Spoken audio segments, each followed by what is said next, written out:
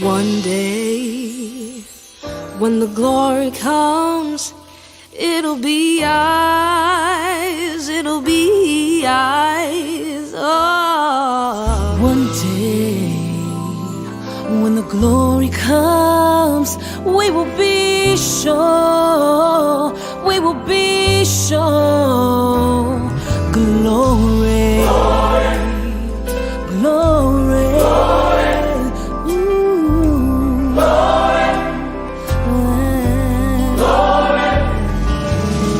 To the heavens, no man, no weapon formed against, yes, glory is destined. Every day women and men become legends. Sins that go against our skin become blessings. The movement is a rhythm to us. Freedom is like religion to us. Justice is juxtaposition in us. Justice for all just ain't specific enough. One son died, his spirit is revisiting us. True and living in us. Resistance is us. That's why Rosa sat on the bus. That's why we walk through Ferguson with our hands up. When it goes down, we woman and man up. They say stay down, and we stand up. Shots, we on the ground, the camera panned up. King pointed to the mountaintop, and we ran up. One day, when the glory comes, it will be ours, it will be ours. One day, when the war is won, we will be sure, we will be sure. Oh, glory. Oh, glory. Oh, glory. Now the war is not over, victory is won, but we'll fight on to the finish, and then when it's all done, we'll cry glory. Give me glory. Give me glory.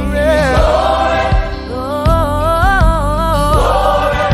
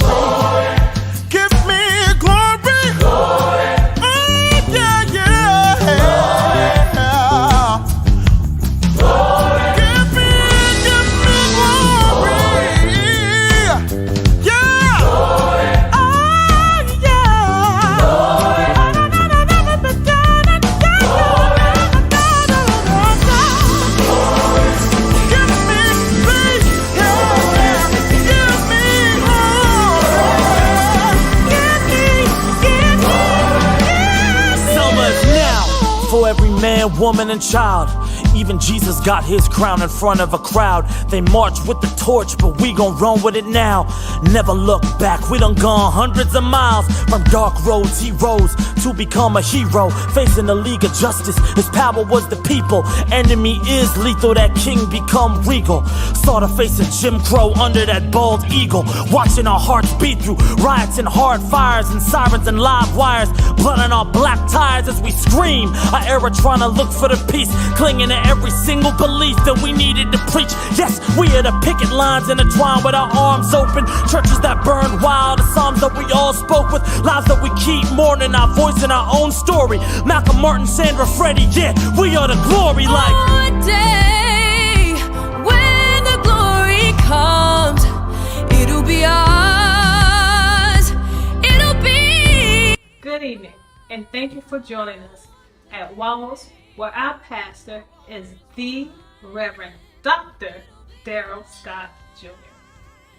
I'm your hostess, Miss Sabrina Smith.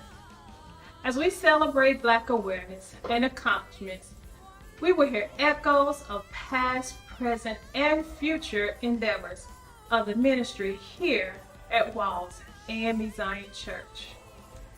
I guess we'll recall, reflect, inspire, and encourage us to continue the journey. Enjoy and glean from this presentation. Echoes from Walls Memorial, AME Zion Church.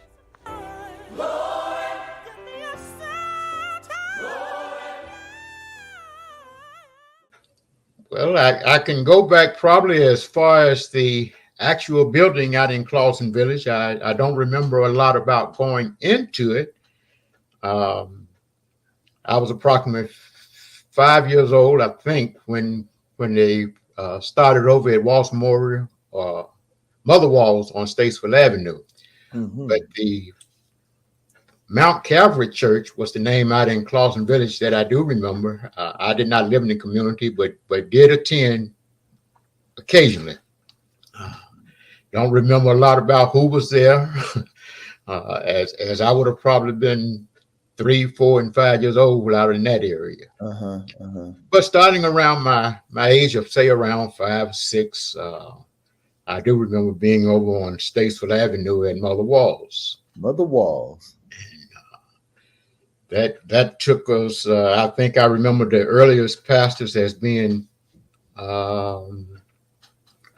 Reverend William Lenore, and I do remember Dr. A.P. Morris serving us.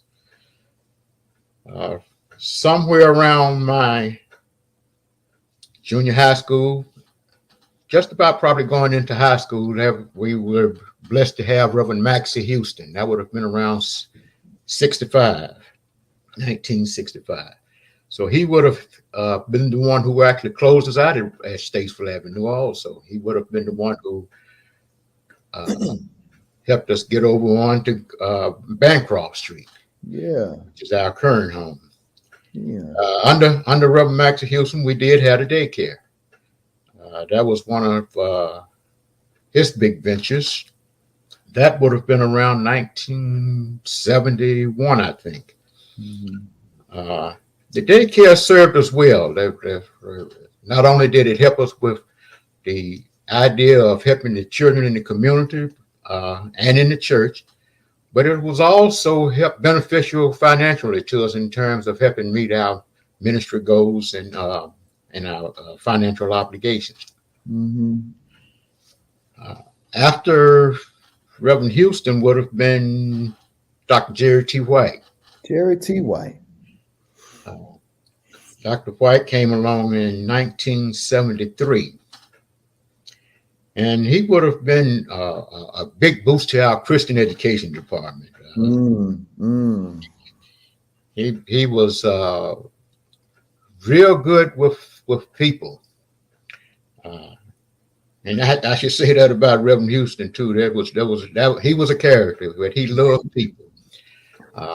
Loved to visit. He loved to visit the sick and just be around people all the time. He was also a car salesman. So he had skills that had. That's Reverend Houston or Reverend White? Reverend Houston or Reverend White? Reverend Houston. I'm sorry. That was Reverend Houston. That was a car salesman also. He sold me a car at one time, and I loved it.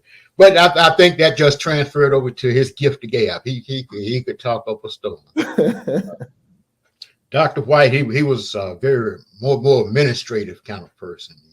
He kept us in line with how we should do things within the church. Gave us education about the church. Gave us a lot of education about the church on the local level as well as the district level. He eventually became a presiding elder, and that is the reason he left us. After Dr. White, I think around 1989, we were blessed to have the Reverend Sheldon Shipman. Yes, sir. Reverend Shipman was a pastor who was Afrocentric. Yeah. He drew a lot of people from the community. His Bible studies and just being out in the community himself. He was very good. He was a ball player, by the way. He was one basketball player for UNC Charlotte. So he was in tune to sports. He was in tune to blessing the community. And our greatest growth probably came from up under his time. Okay. Okay. We grew numerically. Okay. And then after Sheldon Shipman, we were blessed to have Dr. Bonnie T. Hines, and this would have been around 2001. Okay. Okay. Of course, she would have been our first female spiritual leader. Yeah. And she carried us through 2004. She was elevated to bishop, first lady of the AME Zion Church. Yes, so sir. Very proud of her. Then we were blessed with Milton Williams, Reverend Milton Williams. Yes. And he turned out to be our youngest pastor. He got me by about 6 months. Okay. I'm going to call that a tie. I appreciate that. That's a tie then. But he served us for 12 to 13 years, I believe. So, and he moved north on us, going back up to the Baltimore area, or Maryland, D.C. area. And then came along the Reverend Dr. Kenneth James. Yes, sir. Our singing pastor. Yes, sir.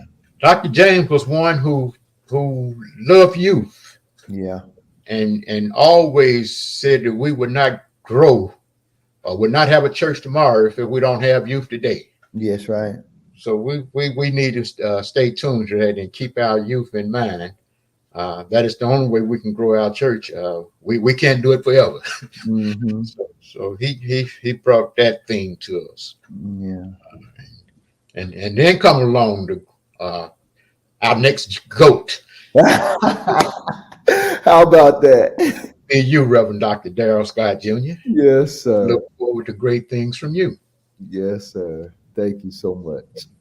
I know I rambled there, so I hope I didn't run over the questions that you wanted to ask. No, that was key information. That was key information. You hit a bunch of the questions that I wanted to ask. I will ask this question, and I didn't tell you I was going to ask this question, but you are one of our Sunday school teachers. And the Sunday school department is, one of the strongest departments in our church. So what is your reflection on the Sunday school department down through the years? The Sunday school department, I think, has seen some great leaders in it and great teachers in it. I do remember Mr. Emmanuel White. My. Mr. White, I stayed near him in the years that I started at Motherwell, correct. And that's the first place he took me to, was Sunday school. Today, Mr. White's class is named as Joyful Seekers. Okay. But that class grew out of Mr. Emmanuel White class, and he was with us a number of years, and Sunday school was his love. I remember an article on him before his demise, and he was driving at around 90 years old, and this was just unheard of during that time. I just thought that was so amazing. He has been gone quite a while, but at the age of 90 years old, he was actually an article written in the Charlotte Observer written on him. One of the things that was highlighted was that he was still driving. And he made sure that our Sunday school would grow, even if he had to bring you there. Yeah. I've enjoyed learning in the Sunday school. I wish I was as good a teacher, I guess, as some of the ones who have come through, but we have had so many good teachers. I'm just trying to fill the shoes till the next one get there. That's all right. And of course, the challenge now is doing it on Zoom. And I'm not sure why you picked this point in time to remind me. It's my Sunday to facilitate. So I hope to be able to do this week's lesson, and we will be on Zoom. Good deal. Now I'm told you mentioned the Joyful Seekers. but I'm told that there was two distinct classes back on Statesville Avenue, or perhaps it may have been later. Do you remember anything about that? About a competition and all that kind of stuff? Not particularly. Okay. I remember going. Uh-huh. Who was actually doing what during some of those times, I do not remember. Okay. Good deal. Now take to me through whatever you remember, if you remember. What's with all the name changes? How did that come about? I've heard of Little Hope, I've heard of Mount Calvary, I've heard of Mother Walls, and now Walls Memorial. So share your perspective on the name changes. Little Hope was kind of a name that represented the community out in Clawson Village. Yeah. Little Hope, and that went to Mount Calvary. Not sure where the difference in that came. But once we got over to Mother Walls, that was actually a joining of another existing church. Yes, sir. And that church was named after Bishop Wall's mother. And then as we moved over to where we are at our location now and became just Walls, that was an effort to honor Bishop Wall's mother and Bishop Walls. So then we just dropped the name Mother, so the just Walls would kind of encompass both of them. Yeah. Okay. Good deal. Let me tell you about one fun experience that I do really remember. Okay. And there's been many, but we had something called a womanless wedding over at on Statesville Avenue. That was been at Mother Walls. One of the grandest fundraising events I've seen, because it had our men, which would have been two generations, a generation and another generation above me. They put on production like this as a fundraiser, of course, but just to see some of those guys during that period of time back in the early 50s and early 60s, late 50s, early 60s, but to see those guys having so much fun, it just showed the love they had for the church. Yeah. And a womanless wedding was just something new to me. I hadn't seen that. We would dress up in the gowns and when they had the maid of honors and all the guys dressed up as ladies and they did every aspect of the wedding. So I thought that was a really, really funny. Another entertaining as well as I would call it a ministry was our joining something called the Christian Athletic Association. This is this was up under Dr. Charity White, but it was an athletic association. And of course, our mission there was to just have attention for our youth. So we would say we would have through sports and through athletics, that would be an attention getter for our youth. Went on through several years to do softball and basketball for both for youth. That means the males and the females. They had lady softball, lady basketball, men and guys basketball. The whole church would join in with us. So much so that we even would have banquets. Wow. And out of those banquets, we would go out through the city and get some of our just some awesome speakers to come and talk to our youth. So over in Graham Street, all around, we had children just coming wanting to play for Walls. We were the Walls Angels. So excited. That's all right. And what we used for a fundraiser for that, and of course, Brother Hayes would have led this mostly, was a golf tournament. And we have seen or heard of the golf tournament in terms of helping our scholarship now. But it actually started from the athletic association, whereby we were using it as a means of fundraising to buy equipment and uniforms for our youth. But you would have been surprised to see some of those ladies out there playing softball. My. I mean, running bases. My Lord. Miss Annie Brown, Miss Alberta Hall, What you say? Yeah, yeah. I'm telling you, I'm not talking just the youth. I'm talking the whole church was pitching in. How about that? And it was so much fun. So even for banquet time, I remember our first banquet. Of course, we would give out trophies and things like that. But the ladies cooked the cakes. They cooked the dinners.